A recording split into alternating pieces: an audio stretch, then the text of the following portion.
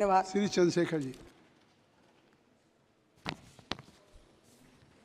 माननीय सभापति जी, जय भीम।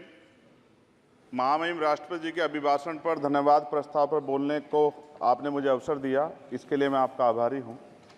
सभापति महोदय, सर्वप्रथम मैं बहुजन समाज में जन्मे सभी संतों, गुरुओं, महान पुरुषों को नमन करता हूं, जिनमें महात्मा ज्योतिबा फूले, डॉक्टर बाबा साहब अम्बेडकर और मान्यवर काशीराम साहब को मैं याद भी करता हूं आज के दिन पर। साथ साथ नगीना की महान जनता और भीम आर्मी और हमारी पार्टी आज़ाद समाज पार्टी काशीराम के साथियों का भी धन्यवाद करता हूं। इसके बाद अपने कुल गुरु जगत गुरु सदगुरु रविदास जी महाराज को भी मैं नमन करता हूं, जिन्होंने दुनिया को लगभग 600 साल पहले बेगमपुरा शहर के रूप में दुनिया का सबसे महान लोकतांत्रिक दर्शन दिया। अध्यक्ष महोदय, माननीय सभापति जी, 14 अगस्त 1947 को ये देश अंग्रेजों के अधीन था। 15 अगस्त 1947 को हम लोग आज़ाद हुए। 16 अगस्त 1947 को देश आज़ादी में था, लेकिन धन धरती राजपाट में बंटवारा नहीं हुआ। जो साधन संसाधन थे उनमें बंटवारा सही रूप से न होने के कारण एक बहुत बड़ी आबादी सुविधाओं से वंचित और सम्मान से वंचित रह गई। उनको सम्मान देने के लिए और अंतिम व्यक्ति तक सुविधाएं पहुंचे, इसके लिए लोकतंत्र की व्यवस्था हुई। लेकिन आज़ादी के 70 साल बाद भी हम कहाँ खड़े हैं, इस पर ये चिंता का विषय है। मैं मानता हूं कि सामाजिक न्याय तभी होगा माननीय सभापति जी, जब जातीय जनगणना पूरी होगी और जातीय जनगणना कराई जाएगी और साथ साथ संख्या के आधार पर आरक्षण जो है वंचित वर्गों का बढ़ाया जाएगा। उसके साथ साथ जब राष्ट्रपति जी अभिभाषण पर बात रख रही थी तो उन्होंने शहरी और ग्रामीण क्षेत्रों के विकास की बात कही और ये भी कहा कि दुनिया में सबसे उत्तम शहर हमारे यहाँ बने। लेकिन माननीय सभापति जी, 70% आबादी तो गांव में निवास करती है, तो गांव की आबादी के बारे में भी सोचना होगा कि उनका जीवन कैसे बदले।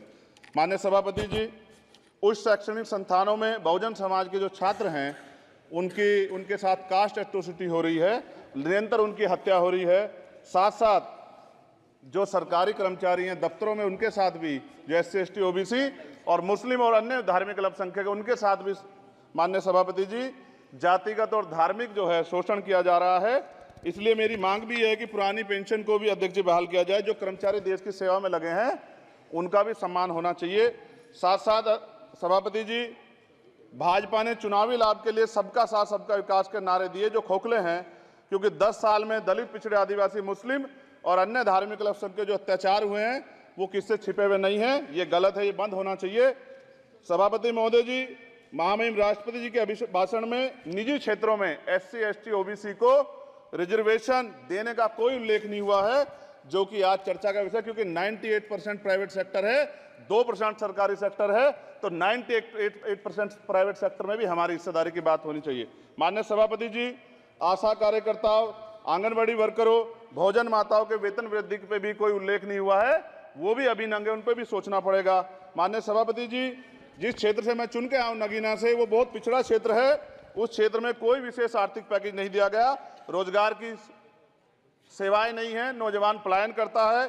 IIT, IIM, एम्स, केंद्रीय विद्यालय आदि शिक्षा में और चिकित्सा संस्थानों की स्थापना होनी चाहिए, जो कि नहीं है। और माननीय सभापति जी, मानसून सत्र आ गया है, मेरा क्षेत्र बाढ़ से बहुत प्रभावित है, इसलिए मैं आपसे आग्रह करूंगा कि वहां के लोगों को बाढ़ से निजात दिलाई जाए। माननीय सभापति जी, चीन हमें आंख दिखा रहा है और लगातार हमारे देश की सीमाओं में घुसपैठ कर रहा है, इसलिए अग्निवीर योजना को हटाकर पुनः सेना भर्ती शुरू की जाए और साथ साथ भारत की सबसे प्राचीन व बहादुर रेजिमेंट में से एक चमार रेजिमेंट को पुनः बहाल करा जाए, ऐसा भी मेरा आपसे आग्रह है। माननीय सभापति जी, पिछले सारे प्रधानमंत्रियों ने मिलकर जितना कर्ज लिया है उससे दुगना कर्ज हमारे वर्तमान के प्रधानमंत्री जी ने लिया है। किसान अगर अपना कर्ज माफ कराने के लिए जाता है तो लाठी झेलनी पड़ती है, जबकि सरकार ने धन्ना सेठों का 15 लाख करोड़ रुपया माफ किया है। इस ओर हमें ध्यान देना पड़ेगा, हमारी आने वाली पीढ़ियों को ये कर्ज चुकाना पड़ेगा। माननीय सभापति महोदय जी, किसानों को MSP की लीगल गारंटी तथा किसानों का कर्ज माफ होना चाहिए। साथ साथ 2 अप्रैल 2018 को SC ST के बच्चों पे बहुत बड़े पैमाने पे मुकदमे लगे थे, वो हमारी लड़ाई सही थी, ये सुप्रीम कोर्ट ने माना और बाद में सरकार ने माना, वो मुकदमे तुरंत वापस होने चाहिए। माननीय सभापति जी, प्रेस जो है उस पर भी शिकंजा कसा जा रहा है। जो पत्रकार सरकार के खिलाफ बोलता है नौकरी से हाथ धोना पड़ता है, और सोशल मीडिया हमारा हथियार है, उस पर तरह तरह के प्रतिबंध लगाए जा रहे हैं और विरोध करने वालों को सोशल मीडिया हैंडल भी सस्पेंड करा दिए जा रहे हैं। साथ साथ सभापति जी, पेपर लीक और परीक्षाओं के कैंसिल होने से देश के नौजवानों का भविष्य खतरे में है। नीट, यूपी सिपाही भर्ती सभापति जी और 69,000 शिक्षक भर्ती में आरक्षण घोटाला हुआ है, कोई पूछने वाला नहीं, खून के आंसू रो रहे हैं बच्चे, बेरोजगारी का दंश युवा झेल रहे हैं। इसलिए मेरा आग्रह है कि युवाओं के लिए कृपया समाप्त करें। चंद्रशेखर, माननीय सभापति जी, मैं पहली बार बोल रहा हूं, आप कहेंगे मैं बैठ जाऊंगा, मैं आपकी बात, मैं संवैधानिक मर्यादा का पालन करूंगा, मगर हम तो माननीय सभापति जी सुन ही रहे हैं। आप बोलिए, 1 मिनट। धन्यवाद, एक मिनट और बोलिए। अध्यक्ष सभापति जी, नारी सम्मान की बात करने वाली सरकार, हमने मणिपुर देखा सर, हमने पहलवान बेटियों का हर्ष देखा सर, और हमने सर हाथरस की बेटी का हर्ष देखा सर, और हाथरस के परिवार को जो वादा किया था सरकार ने वो भी पूरा नहीं किया। और महिलाओं में भी, स्पेशली दलित, पिछड़े और मुस्लिम वर्ग की, आदिवासी वर्ग की महिलाओं के साथ आज भी एनसीआरबी का डाटा कहता है सर जो जुल्म हो रहा है वो सहनीय नहीं है सर।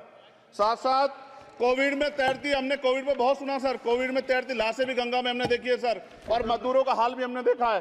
सभापति जी, बस सब समाप्त कर रहा हूं। नोटबंदी पे छोटे मजले उद्योग की जो कमर टूटी वो भी हमने देखी है। सभापति जी, शैक्षणिक संस्थानों, विश्वविद्यालयों में, चिकित्सा संस्थानों में ओबीसी एसटी के योग्य अभ्यर्थी को एनएफएस करके जिस तरह निकाला जा रहा है, लेटरल एंट्री करके जिस तरह हमारे रास्ते बंद किए जा रहे, ये भी हम देख रहे हैं सभापति जी।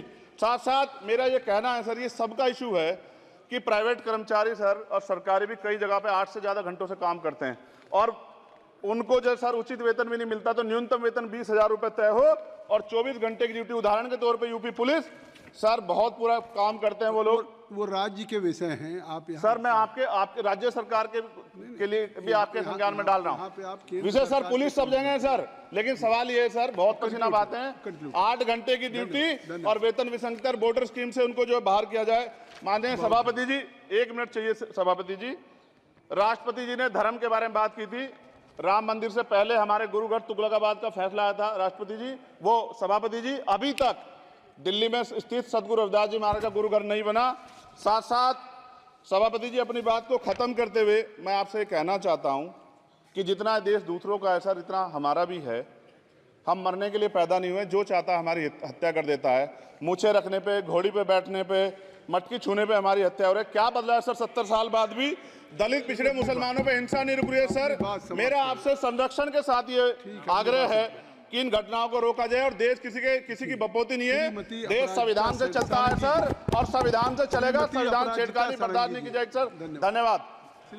जय भीम, जय भारत।